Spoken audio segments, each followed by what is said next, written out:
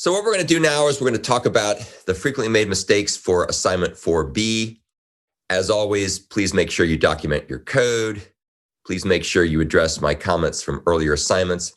And perhaps most importantly, please make sure that you've fixed all the problems in previous assignments and make sure that your unit and integration tests are all passing. And I can't overemphasize this enough. It's really important to make sure that all the tests are passing because your final grade for assignment 4 is going to depend on you being able to pass those earlier tests.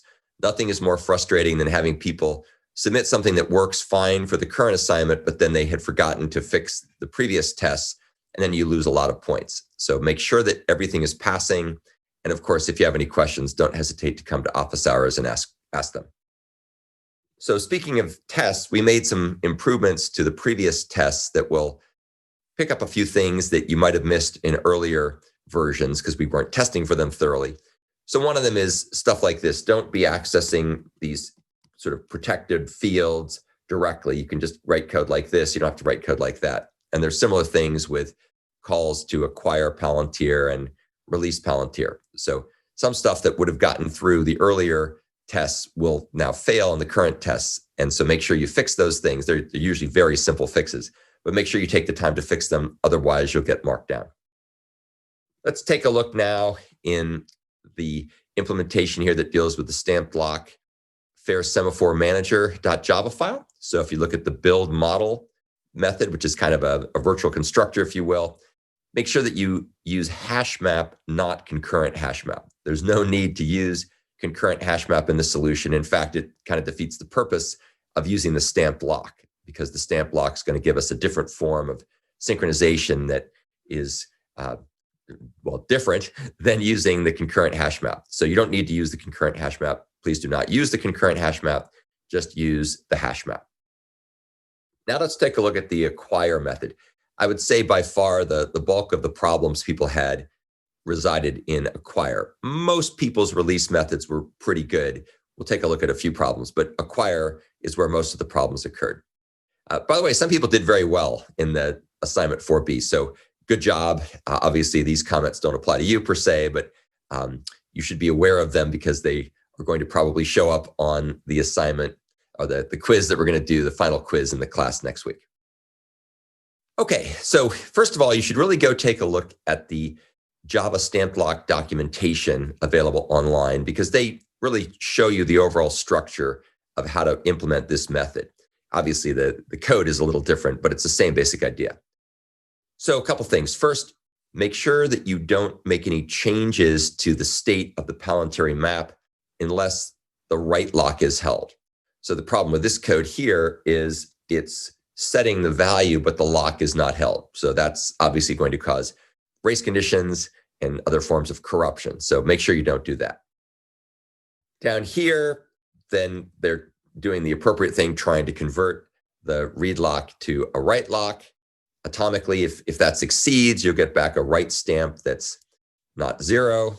But there's some code that's missing here, and we'll take a look in a second to see the kind of stuff that should be there. Once again, if you go back and look at the Java StampedLock documentation, you'll see the kinds of things that should go in this section. Down here, this is messed up because this code is just unilaterally returning the key from the entry, even though we don't know at this point whether the entry is actually available or not. And that's because of the code that goes in here that we'll talk about more in detail in a second. And it's not guaranteed by the time that that code finishes that you've got a valid entry. And that's why you have to go back and reiterate again in some situations. We'll talk more about that as we go a little further, but this code is incorrect for several reasons. Let's take a look at some other problems. So once again, the problem here is that there's important code that's missing in the part of the if statement where the lock was successfully converted to a write lock from a read lock atomically. You need to put the logic there to update the entry. And we'll take a look at what kind of things should go there in a second. Down here, this code, which is in the section when you didn't manage to acquire the lock atomically, that is also incorrect. Something very important is missing there, namely resetting the iterator to start over again from the beginning. And I'm happy to talk about why you should do it that way if you're curious, but the main reason is because between the point where you unlock the read lock and you acquire the write lock, there's a window. And in that window, some other threads could have snuck in and they could have made some changes to the underlying Palantiri map. So by the time you get the write lock, it might be that the entries that are to the right of you, if you think about iterating in left to right order, might have been taken up, but there may be some new entries in the left part that you've already looked at that were previously not available that are now available. So to avoid missing out on those things, you need to reset the iterator to go back to the beginning and start from scratch. So that's what needs to go in there. This code down here is very convoluted and inefficient. You shouldn't be doing the checks at this point. This code should be kind of hoisted up. Also, there's no need to try to convert back to a read lock. You don't need to do that. You just loop back around again with the iterator. And this call here where we're returning the key, that should be moved up into the branch of code that's up here where it says you have some important code missing. So that's where you want to put this piece of the logic. And then the last thing is this resetting the iterator to the beginning, which is correct, shouldn't go at this point. It should go up here when we get write lock. So when we get the write lock after we release the read lock, that's where you want to reset the iterator. So it makes everything a lot more concise, makes everything a lot more clear, makes everything a lot more efficient and less error prone. Let's take a look at yet another set of problems with acquire. So in this particular case, the one problem is that we don't want to do the acquire in the try block. That needs to be moved in front of the try block or outside or above the try block. Just a good habit to get into. And then down here, the mistake here is that we're trying to convert a read lock to a write lock without checking first to see if the entry in the map is actually true. So you should only be trying to do this atomic conversion if in fact you've got an entry whose value is true, in which case it's available. Then you should see if you can do the upgrade. If you do it this way, you're kind of defeating the whole purpose for using the stamp lock, because you're immediately trying to get a write lock without benefit from reading things without having to acquire an exclusive read lock or exclusive write lock rather. Once again, there's some important code that's missing here. And then the code down here, I'm not quite sure what's trying to be done here, but you don't want to acquire the lock interruptibly and then right here try to convert to a write lock. Instead, you want to loop back around again and let that be handled in the loop with the updated iterator. So that's, again, just makes it more concise. If you go back, if you just have to think through the states and see how it all works. This code, I'm not really sure what this is trying to do, but it's inefficient and shouldn't be here. This code doesn't belong here in this particular form. The parts that are relevant, the parts that are setting the value to false, and then returning the key, that should be moved back up to the place up here where it says you're missing important code. And if you go back and take a look at the stamp lock documentation, one of the examples you'll see there illustrates this approach, or an approach like this approach. Obviously, they're not using Palantiri management schemes in Java StampedLock, but the basic ideas and the pattern still applies. Let's take a look at yet another problem with the acquire method. So what you see here is we no longer need to have a try-catch block in our acquire method because we've changed the checked exception from cancellation exception to interrupted exception, which is consistent with the other Palantiri managers we've been dealing with. So as a result, you don't need to do that, and you can just make the call to mAvailable Palantiri.acquire right at the top. No need for a try-catch block. Cleans up the code. If an exception is thrown, it's fine because the acquire method has been declared to throw the interrupted exception. Down here, you don't need to have a do while loop outside of a for loop or a while loop or whatever. You don't need to have that. If you implement the iterator properly, there's no need to do this. I think that someone was probably overgeneralizing from the technique that we had used in assignment 3B, where we had a forever loop around a for each loop. That was for the concurrent hash map implementation. And this approach doesn't need to do things like that. In fact, the approach that they had there was actually more inefficient. We want to be able to bail out and restart the iterator as soon as we realize we've had to release the read lock and then reacquire the write lock. So it just makes it more efficient, the way we're doing it here with the iterator.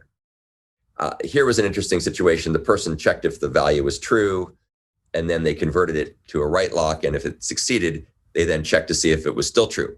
Well, if you were able to atomically convert a read lock to a write lock, there's no need to recheck because nothing could have come in the intervening point and made any changes. So you don't need to recheck if the value is true. You know it's true at that point.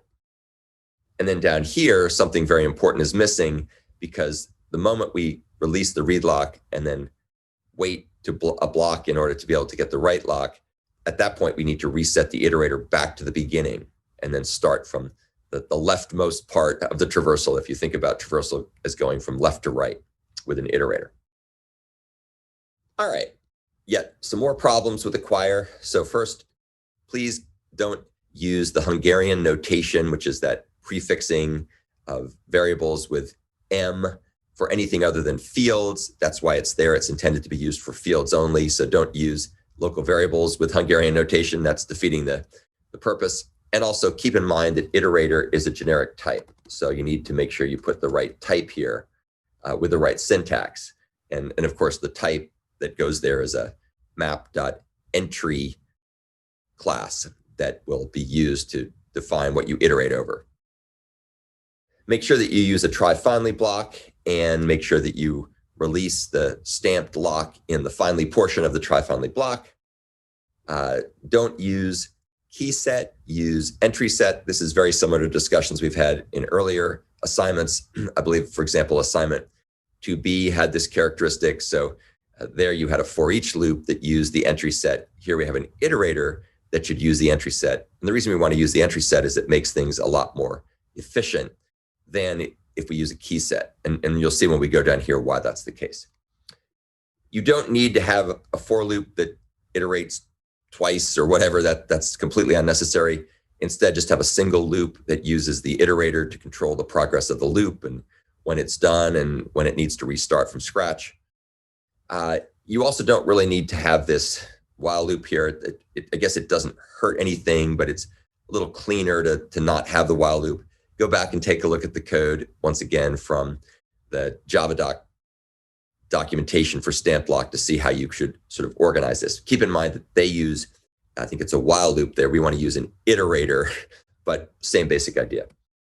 Down here, you don't want to be using the get method on the map. Instead, you want to get the value using get value on the entry sets entry.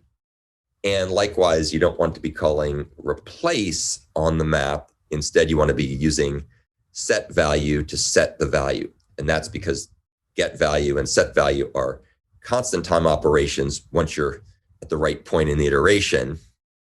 But using get and replace require rehashing on the key. So that's significantly less efficient. So unnecessary and less efficient, not a good combo. So please make sure that you stick with the appropriate implementation artifacts. And this, again, is pretty much straight out of what we did for assignment 2B. So you should be familiar with this approach. It's just that this time we're using an iterator, whereas before we were using a for each loop. Yet some more problems with acquire, lots of problems with acquire.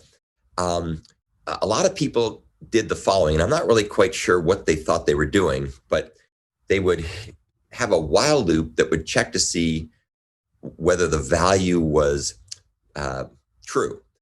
And you don't need to do this. You just need an if statement. And I'm not sure quite the intent here because it's just inefficient. And in some cases, it didn't work at all because there was no change being made to the entry's value. But you don't need to have a loop. It's unnecessary to have that loop.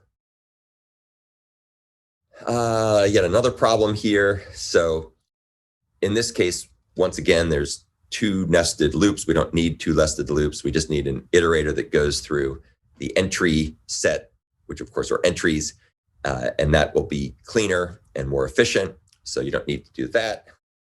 Also, you don't need to be quite so verbose to say if entry.getValue equal boolean.true. While that certainly is not incorrect, it's verbose. Java programmers typically wouldn't write code like that. They would just say if entry.getValue, because that returns true or false. So that's what you would typically do there. You don't need to call the unlock method here in the part that is going to be called if the conversion to a write lock succeeds. Instead, you want to make sure that that's pushed down into the finally portion of a try finally block. And also, this particular implementation is passing the wrong stamp into unlock as well. So there's a double whammy. Down here, make sure that you call the right variant of locking to acquire the write lock, which is going to be acquired in an interruptible way. If you read the specification, it says that. So make sure you do that. This is another example of a bug that will be caught if you run the unit test and you carefully look at the output. So really no good reason not to do that. Why drive yourself crazy by writing incorrect code that doesn't work? Run the unit tests and then figure out what to fix. And then something important is missing here, namely resetting the iterator back to the beginning again. And as before, make sure you move this code that resets the iterator up. So it doesn't belong here, it belongs back up there. Okay, we are finally done with problems with acquire. Let's now talk about some of the problems with release. By the way, most people got release because the release was very, very similar to what we had done in previous assignments. The main difference being that we're replacing a reentrant lock with a stamped lock, or the concurrent hash map with a hash map with a stamped lock, and so on. A couple things. First, you don't need to check to see if the map contains the key. That'll be figured out other ways, so you don't need to do that here. And also, the lock isn't held, so it's not going to give you much information. This code down here is too complicated. You don't want to start out with a read lock and then try to convert to a write lock. That makes absolutely no sense. First of all, it may just not work because trying to convert to a write lock will not block, it'll return failure. And so then your code is going to do crazy things here. Just go ahead and grab a write lock. That's all you need to do. And then this code also has some problems. It's missing the discussions we've had in previous assignments for handling the return value that comes back from replace. If you recall, replace can return several things. It can return true, Boolean true. It can return Boolean false. It can also return null. And you have to get that return value and take a look at it to make sure you do the right thing, either throwing an exception or setting a flag or whatnot, in the case where it came back with the appropriate values. Also, this code does not release the semaphore at all, which is incorrect. So that needs to be fixed as well. And remember, you only release the semaphore if replace succeeds. In other words, if you give it true and it gives you back false. And finally, we're at the last incorrect implementation of replace. As you can see, people got replace right much better. First of all, read the specification carefully. You do not want to be acquiring a read lock because you're updating the Palantiri map, and that requires exclusive access. You don't need to have this while loop at all. And for some reason, this code is calling replace twice. I'm not quite sure why, but it shouldn't do that. Just call it once and take a look at the result that comes back and then do the right thing. This code is also calling unlock twice as well, which is kind of weird. So you can see it's being called up here. Oops. It's being called here, and it's also being called down at the bottom. So it should be called at the bottom, but when it's called at the bottom, it needs to be called in the context of a finally part of a try finally block. And you also don't need to be catching the null pointer exception. If you do everything correctly, you won't need to catch the null pointer exception. That won't be something that will be thrown, and so as a result, you just need a try finally block. So make sure that you use a finally portion to release the lock in a try finally block. And then also make sure that you unlock this lock as a write lock, not just calling unlock, because you're supposed to acquire the lock in mutually exclusive mode, which is a write lock, an interruptible write lock, that is. And so make sure that you get all those pieces figured out as well. So those were the frequently made mistakes that I saw during my review. I've pushed all my comments to your GitLab accounts. I posted the frequently made mistakes on Piazza. I will go ahead and upload this video later today. And this is what you should use to make sure that you get everything working. And also, again, make sure you go back and fix any problems you had in previous assignments. And please don't be shy. Come to office hours or post questions if you have anything that needs some help.